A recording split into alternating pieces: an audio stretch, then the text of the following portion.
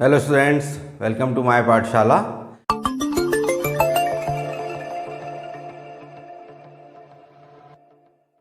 पिछली क्लास में हमने क्लास 10th एनसीईआरटी के chapter 3 linear equation in two variables के बेस को समझा था और उसकी एक्सरसाइज 3.1 को सॉल्व किया था। आज हम समझने वाले एक्सरसाइज 3.2 के बेस को और उसे सॉल्व करने वाले हैं। तो चलिए शुरू करते हैं आज की क्लास। लेकिन क्लास को शुरू करने के पहले जिन स्टूडेंट ने चैनल को सब्सक्राइब नहीं किया है वो चैनल को सब्सक्राइब जरूर कर लें। तो देखिए, हमने जो इक्वेशंस पढ़े थे, हमारे इक्वेशन का फॉर्मेट क्या था? a1x plus b1y plus c1 equal 0, और जो दूसरा इक्वेशन था वो हमारा a2x plus b2y plus c2 equal 0 के फॉर्म में था। इनको हमने ग्राफिकली रिप्रेजेंट किया था। अब ग्राफिकली रिप्रेजेंट किया था तो आपने देखा था कि ये क्या बनाते हैं, एक लाइन बनाते हैं। इक्वेशंस कैसे होते हैं? जिनकी पावर मैक्सिमम पावर 1 है, इसे हम क्या कहते हैं? Linear equation. तो ये हमारे दोनों इक्वेशन कैसे लीनियर इक्वेशन है, तो ये लाइन को शो करेंगे। अब जब लाइन्स हमारी प्रेजेंट होगी तो उस कंडीशन में हमारे पास 3 कंडीशंस बनेगी। सबसे पहली कंडीशन की बात करें तो हमारा जो सॉल्यूशन होगा वो कैसा होगा? यूनिक सॉल्यूशन होगा। तो यूनिक सॉल्यूशन में हमारी कंडीशन क्या हो, या इसको आप अगर हम लाइंस के फॉर्म में कहें तो ये होगी इंटरसेक्टिंग लाइंस। लाइंस कैसी होगी? इंटरसेक्टिंग लाइंस, मतलब इस तरीके से दो लाइंस एक पॉइंट पर इंटरसेक्ट करेगी, सॉल्यूशन यूनिक कहलाएगा। क्या होती है इसकी condition? a1 upon a2 is not equal to b1 upon b2। आया समझ में? नहीं, ये फंस गया। चलिए इसे एग्जाम्पल समझते हैं। मान लीजिए इक्वेशन इस तरीके से है, हमारे पास 2x plus 3y equal 7। Second equation मेरे पास है 4x प्लस 5y इक्वल 9। तो उस कंडीशन में आप देखें 2 अपॉन 4 एंड 3 अपॉन 5 ये तो कैंसिल होकर 1 अपॉन 2 आ, लेकिन ये 3 अपॉन 5 को आप 1 अपॉन 2 नहीं लिख सकते हैं। तो उस कंडीशन में a1 upon a2 is not equal to b1 upon b2। ये लाइन्स हमारी क्या हुई? Intersecting line. अच्छा, सेकंड कंडीशन हमारी होती, जैसे ये सॉल्यूशन हमारा यूनिक सॉल्यूशन था, हमारे सेकंड सॉल्यूशन होता है नो सॉल्यूशन। अब अगर हम लाइन की बात करें तो उस कंडीशन में जो हमारी लाइंस होगी वो कैसी होगी? पैरेलल लाइंस होगी। यानी कि ये दो लाइन जब इस तरीके से चलेगी, जैसे रेल की पटरी, हमारी बुक के दो कॉर्नर, वो कभी भी एक दूसरे को टच नहीं करते हैं। तो उस कंडीशन में हमारी लाइंस कैसी कहलाएगी? Parallel line. तो इसका जो फॉर्मेट होता है, यहाँ पर a1 अपॉन जो a2 की वैल्यू है ये कैसी होती है? b1 अपॉन b2 के इक्वल होती है, लेकिन ये c1 अपॉन c2 के इक्वल नहीं होती है। इसको एग्जाम्पल समझें। मान लीजिए ये है 2x प्लस 3y इक्वल 7 और second equation 4x plus 6y equal 9। तो आप यहाँ पर देख रहे हैं कि 2 अपॉन 4 एंड 3 अपॉन 6 दोनों कैसे हैं? इक्वल है, क्योंकि ये वैल्यू 1 अपॉन 2 हुई, ये भी 1 अपॉन 2 हुई, लेकिन जो 7 अपॉन 9 है वो इसके इक्वल नहीं है। ये बड़ी अच्छी बात कही आप। अब जो तीसरी कंडीशन होती हमारी होती है मैनी सॉल्यूशन या इनफाइनाइट सॉल्यूशन, और इसको जो हम कहते हैं कोइंसिडेंट लाइंस। अब ये कोइंसिडेंट लाइन कैसी होगी? देखिए, जैसे मैं आपके सामने ये लाइन ड्रॉ कर रहा हूं, अब मैं सेकंड लाइन ये ड्रॉ कर रहा हूं। अब आप देख रहे हैं, क्या आप पहली लाइन को देख सकते हैं? नहीं देख सकते हैं, क्योंकि पहली लाइन को सेकंड लाइन ने ओवरलैप कर लिया है। अगर हम इसकी बात करें तो ये लाइन जो है एक दूसरे को क्या कर रही है? हर पॉइंट पर टच कर रही है। मतलब यहाँ भी इसका सॉल्यूशन होगा, यहाँ भी होगा, यहाँ भी होगा। तो कितने सॉल्यूशंस हो गए? इनफाइनाइट सॉल्यूशंस हो गए, मेनी सॉल्यूशन होगी। तो इसकी कंडीशन जो होती है वो ये होती है a1 upon a2 is equal to b1 upon b2 and it is equals c1 upon c2। अगर हम इक्वेशन के फॉर्म में देखें तो 2x प्लस 3y इक्वल 7 और 4x प्लस 6y इक्वल 14। तो जब आप इनको सॉल्व करेंगे तो सभी का रेशियो कितना होगा? 1 अपॉन 2 होगा। तो इस कंडीशन में इसके सॉल्यूशंस कैसे होंगे? मेनी सॉल्यूशंस होंगे। लाइंस को हम क्या कहेंगे? Coincident lines. अब एक चीज़ और हम पढ़ने वाले हैं कि लाइंस हमारी जो है कंसिस्टेंट है या इनकंसिस्टेंट है। तो आपको सिर्फ ये ध्यान रखना है कि जब जब लाइन एक दूसरे को टच करती है तो कंसिस्टेंट होगी और नहीं करती है तो इनकंसिस्टेंट।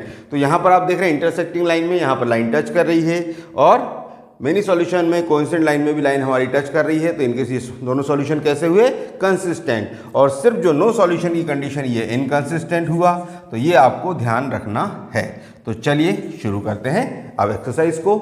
हमारा पहला क्वेश्चन है कि form the pair of linear equation in the following problems and find their solution graphically. हमको दो प्रॉब्लम दी है अलग अलग, उनको हमें पहले तो क्या करना है? लीनियर इक्वेशन में चेंज करना है, साथ ही साथ उनको ग्राफिकली सॉल्व करना है। तो पहला पार्ट जो हमारे पास है वो है 10 students of class 10th took part in a mathematics quiz. If the number of girls is 4 more than the number of boys, find the number of boys and girls who took part in the quiz. अब हमें यहाँ पर पहले तो इसे graphically solve करना है। तो कंडीशंस को समझें। हमारे पास में टोटल कितने स्टूडेंट्स हैं? 10 स्टूडेंट्स हैं। कुछ क्या है? गर्ल्स हैं, कुछ क्या है? बॉयज़ हैं। और गर्ल्स कैसी है? बॉयज़ से 4 ज़्यादा है। तो पहले हम मान लेते हैं कि सपोज करिए कि लेट नंबर ऑफ गर्ल्स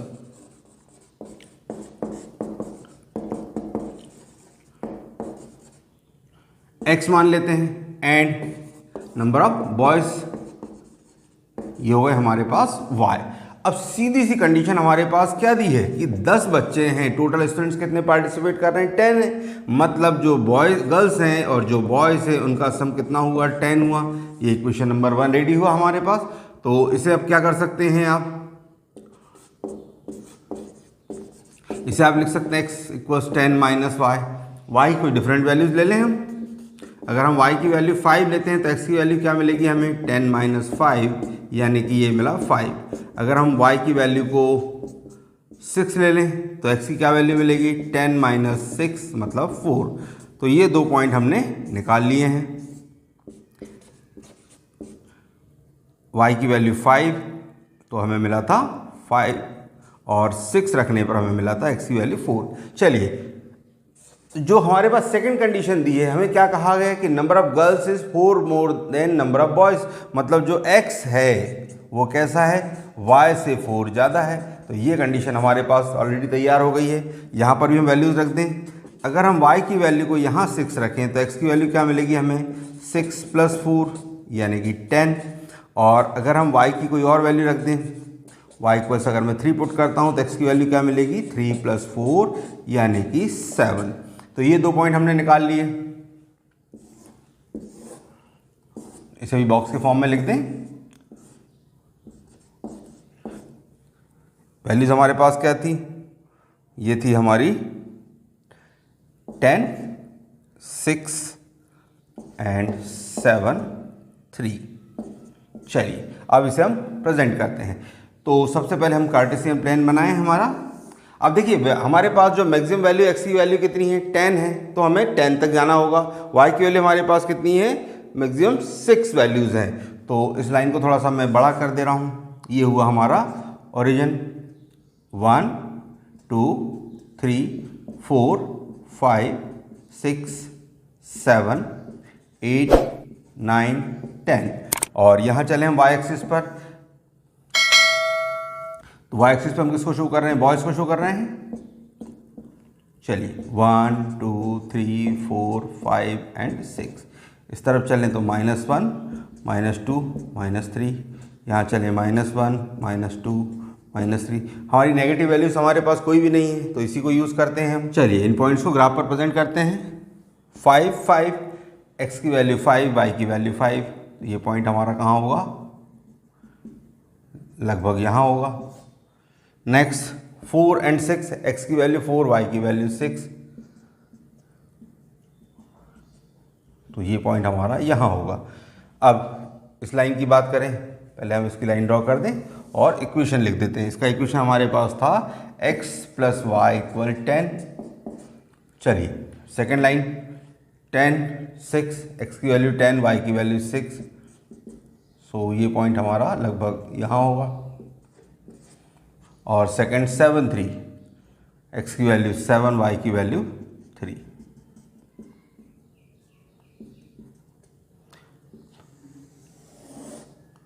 तो ये जो पॉइंट हमारा दिखाई दे रहा है ये हमें कैसा दिखाई दे रहा है? दोनों लाइंस पर हमें दिखाई दे रहा है। इस लाइन का इक्वेशन क्या था हमारे पास? x = y + 4। आपको ग्राफ पर ये क्लियर दिखाई देगा कि हम x की वैल्यू 7 और y की वैल्यू जो 3 होगी, इस पर दोनों लाइन क्या हो रही है? इंटरसेक्ट कर रही है। मतलब यहाँ पर हमारा आंसर आया x = 7 एंड y = 3। मतलब नंबर ऑफ गर्ल्स कितना हुआ? 7 एंड बॉयज़ कितने हो गए? 3। तो इसे अब चेक करें। हमसे क्या कहा गया था कि दोनों का 10 स्टूडेंट्स हैं तो 7 + 3 = क्या हुआ? 10 है। और साथ ही हमसे ये भी कहा था कि गर्ल्स कैसी है? बॉयज़ से 4 ज़्यादा हैं। तो यहाँ पर 7 जो है 3 से 4 ज़्यादा है, तो ये हमारा हुआ सॉल्यूशन। तो ग्राफिकली हम इसे सॉल्व करते हैं, जहाँ पर हमारी दोनों लाइंस इंटरसेक्ट करती है उस पॉइंट के कोऑर्डिनेट्स को हम पढ़ेंगे और वही हमारा सॉल्यूशन होगा। मजा आया। तो ये था हमारा पहले क्वेश्चन का सॉल्यूशन। चलिए इसका आप स्क्रीनशॉट ले लीजिए, फिर सॉल्व करते हैं नेक्स्ट सम। सेकेंड पार्ट हमारे पास है 5 pencils and 7 pens together cost ₹50, where 7 pencils and 5 pens together cost ₹46. Find the cost of 1 pencil and that of 1 pen. तो हमें 5 पेंसिल और 7 पेन की कॉस्ट कितनी दी हुई है? 50 रुपीज़ दी है। साथ ही साथ हमें दिया हुआ है कि 7 पेंसिल और 5 पेन की कॉस्ट 46 रुपीज़ है। तो हमें ये बताना है कि दोनों की इंडिविजुअल कॉस्ट कितनी होगी। चलिए देखें इसे। तो हम मान लेते हैं कि एक पेंसिल की कॉस्ट कितनी है? X रुपीज़ है एंड 1 पेन की कॉस्ट हमारी हो गई ₹Y।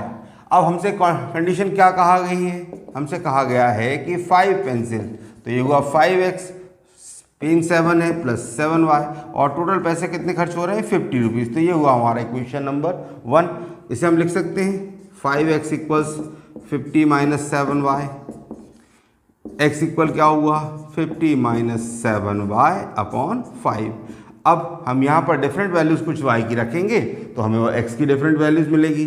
चलिए देखें, अगर मैं यहाँ पर Y की वैल्यू रख दूँ 7 रखता हूँ तो X की मुझे क्या वैल्यू मिलती है? 50 माइनस 7 इंटू 5 अपॉन 5, मतलब X इक्वल्स 50 माइनस 35 अपॉन 5 यानी 15 अपॉन 5। तो ये हुआ हमारा आंसर। X की वैल्यू हमें मिली 3। अगर हमने यहाँ Y की वैल्यू 5 रखी तो X की वैल्यू मिली हमें 3। अगर हम Y की वैल्यू को 0 रख दें तो उस कंडीशन में क्या होगा? X इक्वल होगा 50 माइनस 7 इंटू 0 अपॉन 5, मतलब X हो गया हमारे पास 50 माइनस 0 अपॉन 5 यानी 50 अपॉन 5, तो X हुआ हमारे पास 10। तो ये 2 पॉइंट्स हमें मिल गए हैं। तो जब हमने X की वैल्यू 5 रखी थी हमें मिला था, Y की वैल्यू हमने 7 रखी थी, X हमें मिला था 5, और जब हमने Y की वैल्यू रखा 0 तो हमें X मिल गया 10। चलिए अब सेकंड कंडीशन लें। तो हमारे पास क्या लिखा हुआ है कि 7 पेंसिल, तो 7 पेंसिल की कॉस्ट क्या हुई? 7X, और 5 पेन इनकी कॉस्ट हुई 5Y। ये है हमारे 46 रुपीज़ की।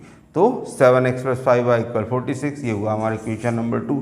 यहाँ मैं लिख दे रहा हूँ 5Y इक्वल 46 माइनस 7X, और इसे आप लिख सकते हैं Y equals 46 minus 7X upon 5। अब आप सोच रहे होंगे कि मैंने लास्ट टाइम यहाँ पर y को ट्रांसपोज किया था, इस बार x को ट्रांसपोज किया है, ऐसा क्यों? तो आप किसी को भी ट्रांसपोज कर सकते हैं। मैंने यहाँ पर इसलिए ऐसा किया है कि यहाँ पर मुझे जो x का मल्टीपल 5 था, यहाँ y का मल्टीपल 5 था, तो जब 5 को हम डिवाइड में लाएंगे तो 5 से किसी भी नंबर को डिवाइड करना आसान होता है, इसलिए हमने यहाँ पर 5 को नीचे लाए हैं।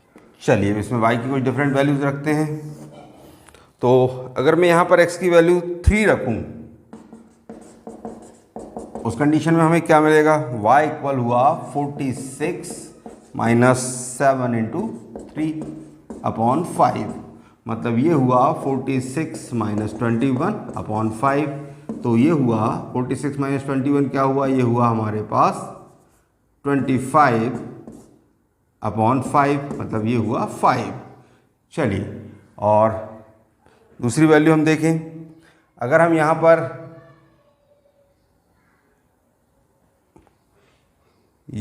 अगर हम रख दें 8, अगर हम x की वैल्यू 8 पुट कर दें तो क्या होगा? y की वैल्यू हमारे को पास होगी 46 माइनस 7 इंटू 8 अपॉन 5, मतलब 46 माइनस 56 अपॉन 5, यानी कि ये हुआ माइनस 10 अपॉन 5 माइनस 2। चलिए इसे लिख लें। तो x की वैल्यू 3, y की वैल्यू 5, x की वैल्यू 8, y की वैल्यू -2। यहाँ पर हमारी x की वैल्यू 3 आई थी, y की वैल्यू 7 पुट करने पर, और यहाँ पर y 0 पुट करने पर x की वैल्यू 10 आई थी। चलिए अब इन्हें हम ग्राफ पर ड्रॉ करें। देखिए हमारी जो मैक्सिमम वैल्यू है, x की वैल्यू हमारे पास में 10 तक है और y की वैल्यू कितनी है, 7 तक है। तो इसे हम बनाएं 0 1 2 3 4 5 6 7 8 9 10 11। यहाँ चले हम तो 1 2 3 4 5 6 7 8 -1 -2 -3 -4 -1 -2 -3। चलिए अब इन वैल्यूज़ को प्लॉट करें। तो जो x की वैल्यू 3 है, y की वैल्यू हमारे पास 7 है, x3/7।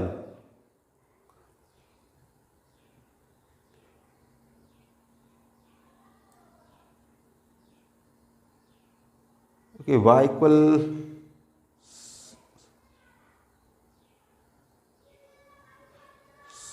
अगर हम यहाँ y इक्वल 5 पुट करते हैं तो ये था हमारे पास, ओके y 5 पुट करने पर x 3 था, सॉरी। चलिए तो यहाँ पर हमारे पास में x3/5 x3 एंड y5 ये हुआ हमारा पॉइंट। सेकेंड पॉइंट हमारा x की वैल्यू 10 है, y की वैल्यू 0, तो x10 y0 ये हुआ हमारा पॉइंट। इन दोनों को ज्वाइन करती हुई लाइन ड्रॉ कर दें। लाइन का इक्वेशन क्या हुआ, 5x + 7y = 50। चलिए अब सेकेंड लाइन, x की वैल्यू 3 है, y की वैल्यू 5 है, x3/5 ये पॉइंट होगा, x8y - 2 तो ये हुआ -2 एंड x8 कहाँ हुआ, ये मतलब पॉइंट हुआ ये। तो हमारी जो लाइन होगी वो कुछ इस तरीके से इंटरसेक्ट करेगी।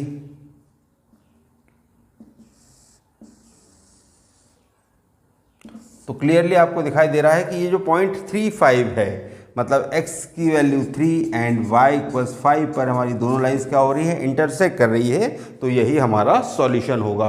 मतलब नंबर ऑफ पेंसिल्स कितनी होगी, 3 एंड नंबर ऑफ पेन्स कितने हो गए, 5। तो ये हुआ हमारा ग्राफिकल मेथड से सॉल्यूशन। शाबाश बेटा, बहुत बढ़िया। चलिए इसका स्क्रीनशॉट ले लीजिए, फिर देखते हैं नेक्स्ट सम। हमारा क्वेश्चन है, on comparing the ratios a1/a2, b1/b2 and c1/c2, find out whether lines representing the following linear equation intersect at a point are parallel or coincident। हमें इक्वेशन दिए हुए हैं, हमें बताना है कि लाइंस कैसी होगी, इंटरसेक्टिंग होगी या फिर कैसी होगी, पैरेलल होगी या कोइंसिडेंट होगी। तो फर्स्ट पार्ट हम इसका लेते हैं, ये है 5x - 4y + 8 = 0 और सेकंड हमारे पास है 7x + 6y - 9 = 0। तो यहाँ पर हम देखें, अगर a1/a2 की वैल्यू की बात करें तो ये क्या होगा, 5/7 होगा, और b1/b2 की बात करें तो ये होगा -4/6 या -2/3। तो यहाँ पर आपको क्लियरली दिखाई दे रहा है कि a1/a2 is not equal b1/b2। मतलब लाइंस कैसी होगी, इंटरसेक्टिंग लाइंस होगी, है ना। हमने कंडीशन पढ़ी हुई है, if a1/a2 is not equal b1/b2 then lines are intersecting. Second part जो है हमारे पास ये है 9x + 3y + 12 = 0 and 18x + 6y + 24 = 0। तो यहाँ बात करें हम, तो यहाँ पर क्या होगा, a1/a2 की वैल्यू जो हो गई वो 9/18 मतलब 1/2, और b1/b2 की बात करें तो 3/6 यानी अगेन 1/2, एंड c1/c2 की बात करें तो ये भी क्या हुआ 12/24 मतलब 1/2। तो यहाँ पर आप देख रहे हैं a1/a2 = b1/b2 = c1/c2। तीनों के तीनों रेशियोज कैसे हमारे इक्वल हैं, और इस कंडीशन में लाइंस कैसी होती, कोइंसिडेंट लाइंस।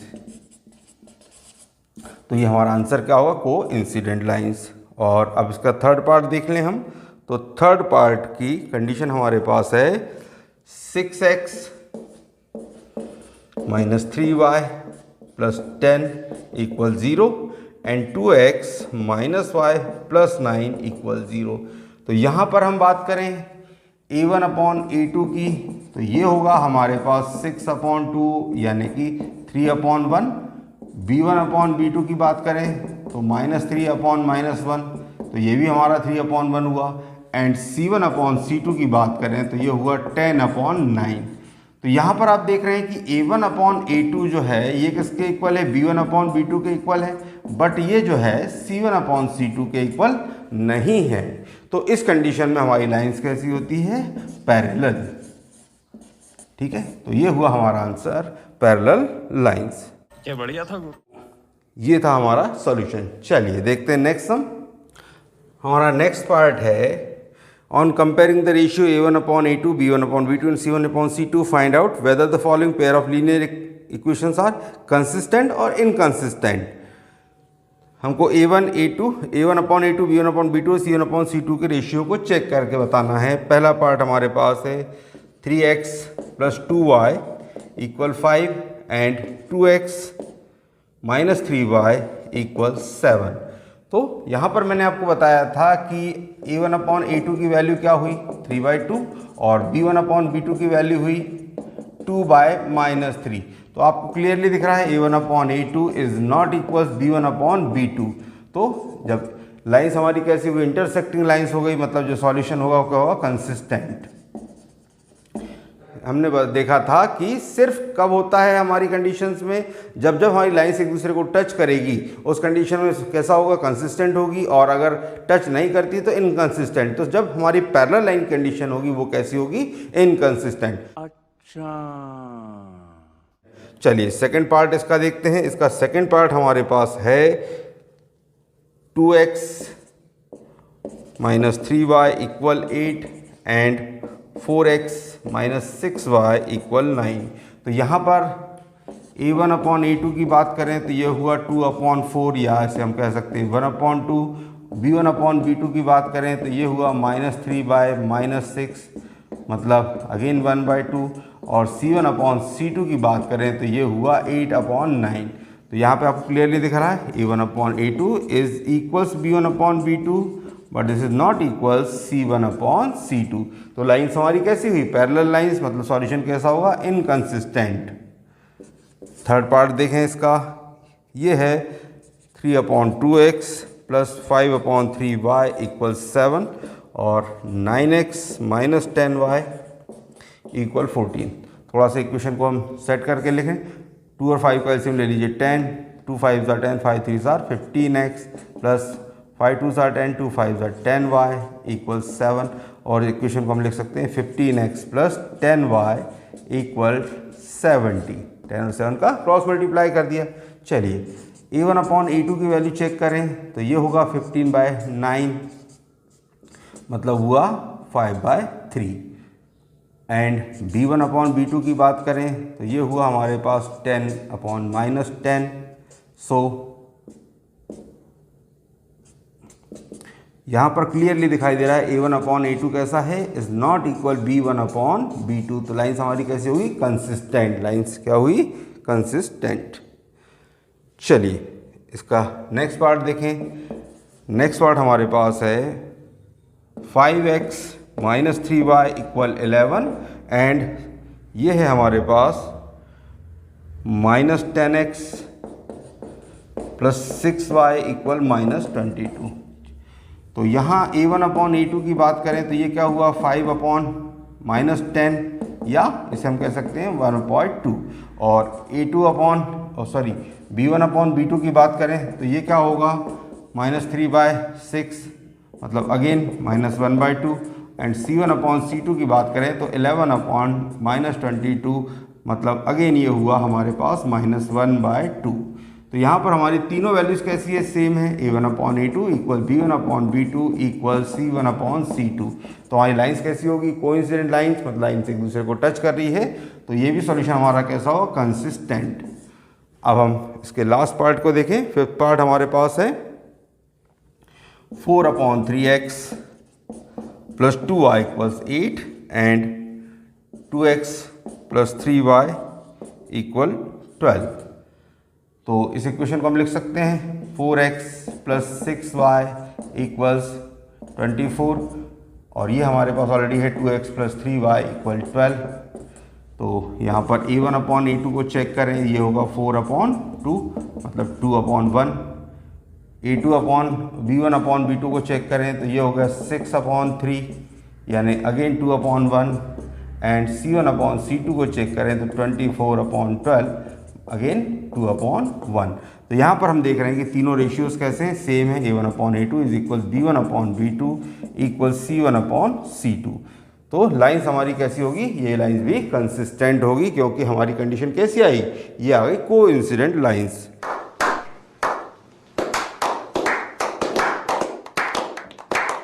चलिए देखते हैं इसका नेक्स्ट सम।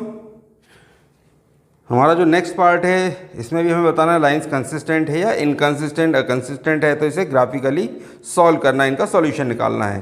तो कंसिस्टेंट इनकंसिस्टेंट कंडीशन आप समझ ही गए हैं, साथ ही साथ अपने क्वेश्चन नंबर 1 में भी ग्राफ बनाकर इसे सॉल्व किया था, तो आप इस क्वेश्चन को भी सेम उसी तरीके से करेंगे। तो हम कर रहे हैं इसका क्वेश्चन नंबर 5। फिफ्थ क्वेश्चन हमारे पास है, half the perimeter of rectangular garden whose length is 4 meter more than its width is 36 metre. मतलब पेरीमीटर का हाफ कितना दिया है हमारे पास, 36 मीटर है। Find the dimensions of garden. और दूसरी कंडीशन हमें दी है कि जो लेंथ है वो कैसी है, विड्थ से 4 मीटर ज़्यादा है। तो इस कंडीशन में हम मान लेते हैं कि लेंथ को अगर आप x मान लें,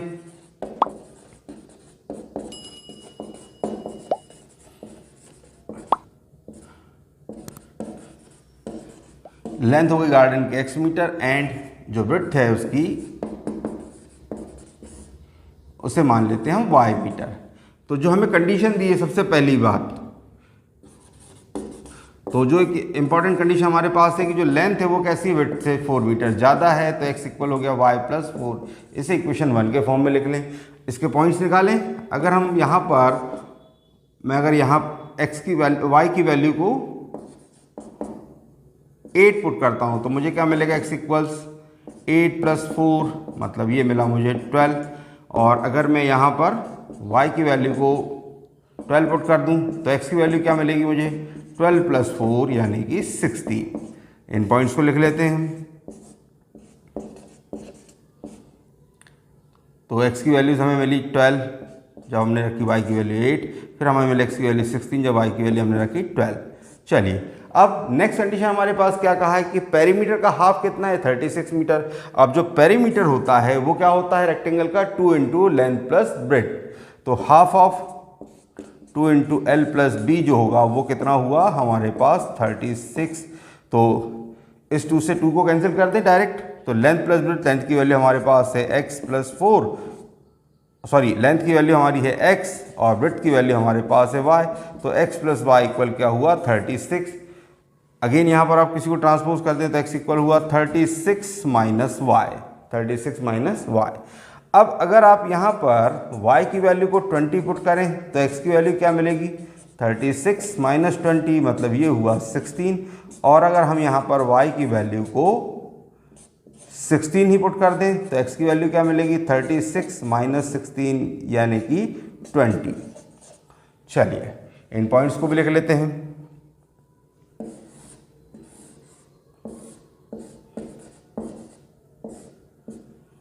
तो ये हुआ हमारे पास 16 20 एंड 20 16। चलिए अब इन पॉइंट्स को ड्रॉ करते हैं। अब देखिए हमारे सारे नंबर्स कैसे हैं, बहुत बड़े बड़े नंबर्स हैं, हम इनको एक एक करके तो नहीं बना सकते, इसलिए हम इस पर ले लेते हैं स्केल। सभी नंबर्स हमारे 4 से डिविजिबल हैं, तो मैं यहाँ पर ले रहा हूँ scale x and y axis. 1 centimetre equal 4 metre, किसको इसको रिप्रेजेंट करेगा, 4 मीटर को। तो ये 0 4 8 12 16 20 24, ये हुआ 4 8 12 16 20 -4 -8 -4 -8। चलिए इन पॉइंट्स को बनाएं। x की वैल्यू 12, y की वैल्यू 8, x 12 ये हुआ, y 8 ये हुआ, ये पॉइंट हुआ हमारे पास second point x16 y12, x16 y12 point कुछ इस तरीके से इनको ज्वाइन करती हुई लाइन ड्रॉ करें। और लाइन का इक्वेशन क्या था, x इक्वल वाई प्लस 8। अब सेकेंड लाइन की बात करें, x16 y20, x16 है y20 है, तो ये हुआ हमारा सॉल्यूशन। सेकेंड बात करें x20 y16, x20 y16 मतलब ये, तो ये लाइंस हमारी यहाँ इंटरसेक्ट करेगी। इसका इक्वेशन क्या था हमारे पास, x प्लस वाई इक्वल 36। तो क्लियरली आपको दिखाई दे रहा है ग्राफ पर कि जो x है हमारे पास ये कितना आ रहा है 16 मीटर एंड y की वैल्यू कितनी है हमारे पास 20 मीटर। मतलब जो हमारा लॉन्गर पोर्शन है, लेंथ हमारे पास कितनी कहलाएगी 20 मीटर, विड्थ कितनी हो गई 16 मीटर। तो ये हुआ हमारा आंसर। आग लगा दी, आग लगा दी, आग लगा दी, आग। चलिए अब देखते हैं इसका नेक्स्ट सम। अगला क्वेश्चन हमारे पास है, given the linear equation 2x plus 3y minus 8 equals 0, write another linear equation in two variables such that the geometrical representation of pair of so formed is। First condition दी है intersecting lines, second दी है parallel lines और third दी है coincident lines. तो जो equation है हमारे पास है ये है 2x plus 3y minus 6 so minus 8 equal 0। ये इक्वेशन दिया हुआ है। सेकंड इक्वेशन हमें लिखना है कंडीशन, फर्स्ट कंडीशन हमारे पास में कैसी है इंटरसेक्टिंग लाइंस। अब लाइंस इंटरसेक्टिंग कब होती है ये हमने पढ़ा हुआ है, तो जब a1 अपॉन a2 की वैल्यू कैसी हो इक्वल ना हो b1 अपॉन b2 के, तो उस कंडीशन में लाइंस इंटरसेक्टिंग होती है। अब अगर मैं एक इक्वेशन इस तरीके से लिख दूं कि 3x plus 5y minus 7 equal 0, तो उस कंडीशन में क्या होगा 2 upon 3 is not equals 3 upon 5। तो लाइंस हमारी कैसी होगी इंटरसेक्टिंग लाइंस होगी। तो हमारा इक्वेशन क्या होगा 3x plus 5y minus 7 equal 0। इसे आप मन से रख सकते हैं। सेकंड कंडीशन हमें क्या दी है पैरेलल लाइन।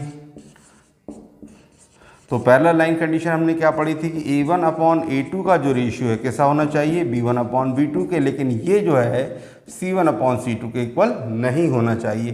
तो अगर मैं एक इक्वेशन इस तरीके से लिख दूं कि 2x प्लस ये हुआ आपका 2 अपॉन 3, चलिए इसे थोड़ा सा चेंज कर देता हूँ, मैं यहाँ पे लिख देता हूँ 4x plus 6y minus 7 equal 0। तो उस कंडीशन में लाइन क्या होगा 2 अपॉन जो 4 होगा और 3 अपॉन 6 होगा, ये कैसा हो गया 1 अपॉन 2 के इक्वल, ये भी हुआ 1 अपॉन 2 के इक्वल। लेकिन जो माइनस 8 अपॉन माइनस 7 है ये इक्वल नहीं होगा। तो हमारी लाइंस कैसी होगी पैरेलल लाइंस होगी, मतलब सॉल्यूशन कैसा होगा नो सॉल्यूशन। थर्ड जो हमें कंडीशन दी है क्या दी है कोइंसिडेंट लाइंस। कोइंसिडेंट लाइन कब होती है हमने कंडीशन देखी थी जब a1 अपॉन a2 की वैल्यू कैसी हो b1 अपॉन b2 के, और ये वैल्यू किसके इक्वल हो c1 अपॉन c2 के। तो लाइंस कैसी होती है कोइंसिडेंट।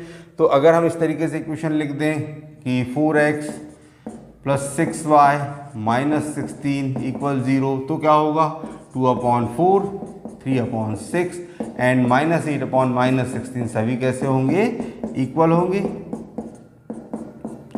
तो लाइन्स हमारी कैसी होगी कोइंसिडेंट लाइन होगी। तो हमारा जो इक्वेशन होगा वो क्या हुआ 4x plus 6y minus 16 equal 0। तो ये हुआ हमारे 3 इक्वेशन, हमने इस इक्वेशन के साथ ऐसे रखे जिनसे लाइंस कैसी मिले हमें इंटरसेक्टिंग, पैरेलल और कोइंसिडेंट।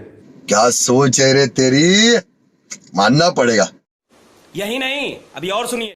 चलिए इसका देखते हैं नेक्स्ट सम। तो ये रहा क्वेश्चन नंबर 7 इस एक्सरसाइज का और आज की हमारी इस क्लास का लास्ट सम।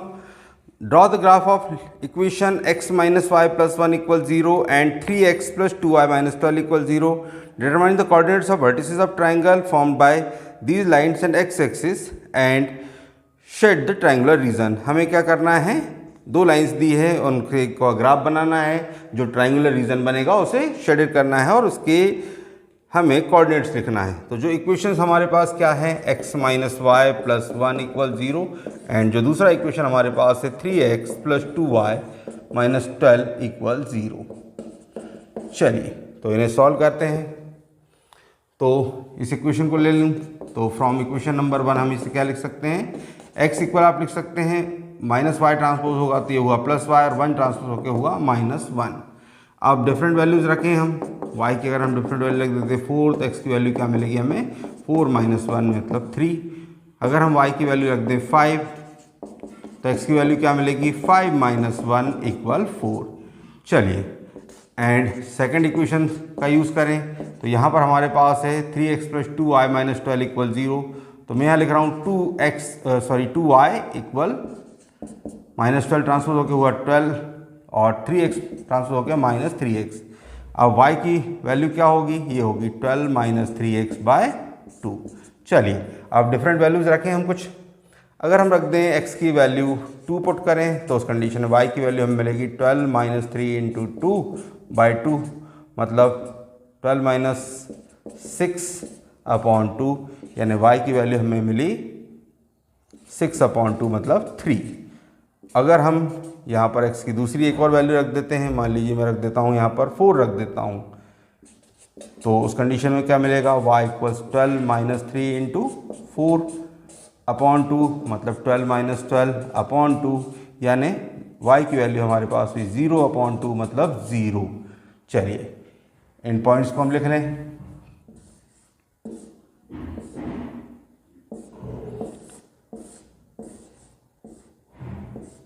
देखिए फर्स्ट हमारी लाइन का पॉइंट क्या आए थे हमारे पास, जब हमने यहाँ पर y की वैल्यू 4 रखी थी, हमें x की वैल्यू मिली थी 3, तो 3 और 4। और सेकंड हमें मिला था यहाँ पर जब हमने y की वैल्यू 5 रखी, हमें x मिला 4। अगर इसकी बात करें इस लाइन की, तो जब हमने x की वैल्यू 2 रखी थी, y की वैल्यू हमें 3 मिली, और साथ ही साथ जब हमने x की वैल्यू 4 रखी, y की वैल्यू हमें 0 मिली। तो यहाँ पर देखिए मैक्सिमम हमारे पास पॉइंट कहाँ तक है 5 तक है। चलिए अब इसे ड्रॉ करते हैं।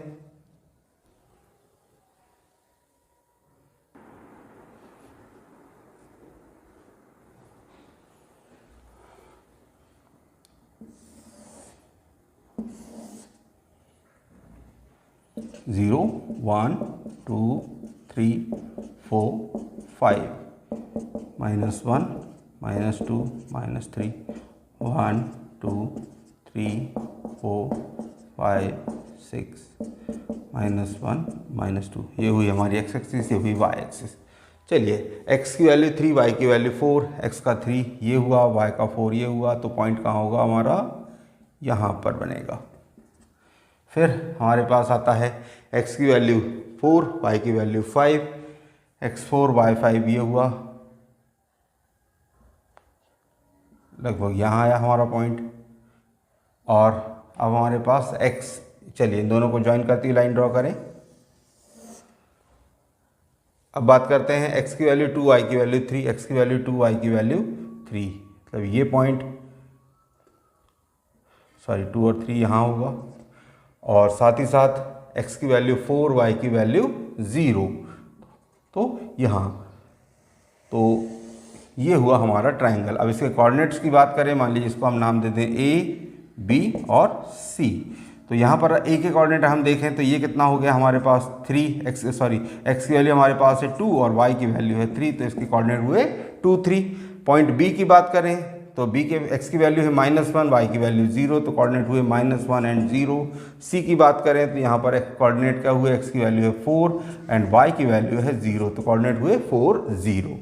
साथ ही साथ हमें कहा गया था कि इसे हम शेडेड कर दें, तो ये हमारा हुआ शेडेड रीजन, ये हमारा बना हुआ ट्राइंगल। तो ये था हमारी आज की क्लास का लास्ट सम, इस एक्सरसाइज का लास्ट सम। अगली क्लास में हम आपके लिए कुछ और क्वेश्चंस को लेकर आएंगे या नेक्स्ट एक्सरसाइज को लेकर आएंगे। आई होप आपको ये वीडियो पसंद आया होगा। अगर ये वीडियो आपको पसंद आया हो तो इसे लाइक करें और दोस्तों के साथ शेयर जरूर करें, साथ ही साथ चैनल को भी सब्सक्राइब करें। Thank you.